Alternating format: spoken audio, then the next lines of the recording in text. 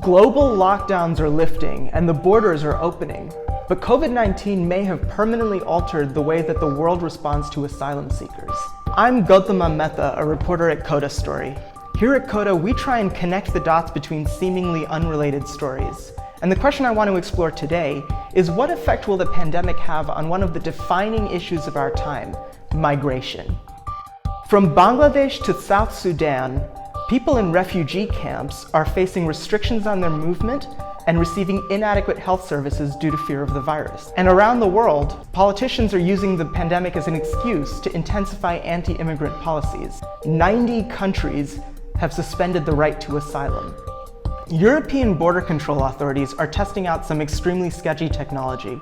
A new surveillance system claims to be able to detect whether or not people are lying, and it will be used on potential visitors into the EU.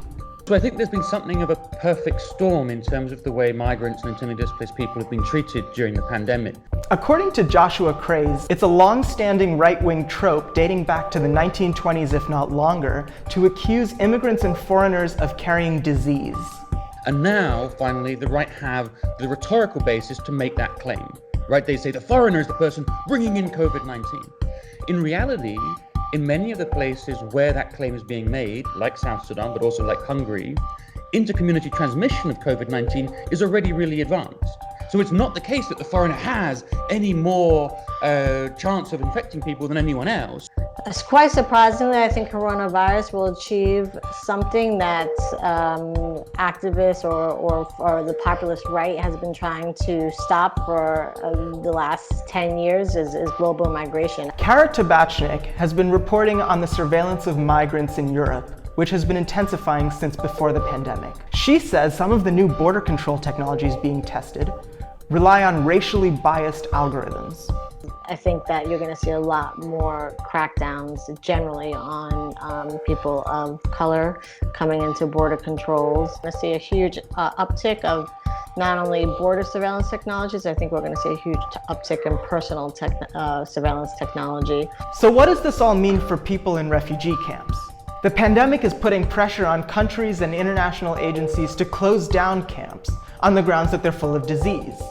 And at the same time, countries are making it more difficult for people to start a new life elsewhere, if they can even get there in the first place. This is extremely dangerous for people who have nowhere else to go. But seen another way, could it provide an unexpected glimmer of hope? But I think there's also a utopian possibility there.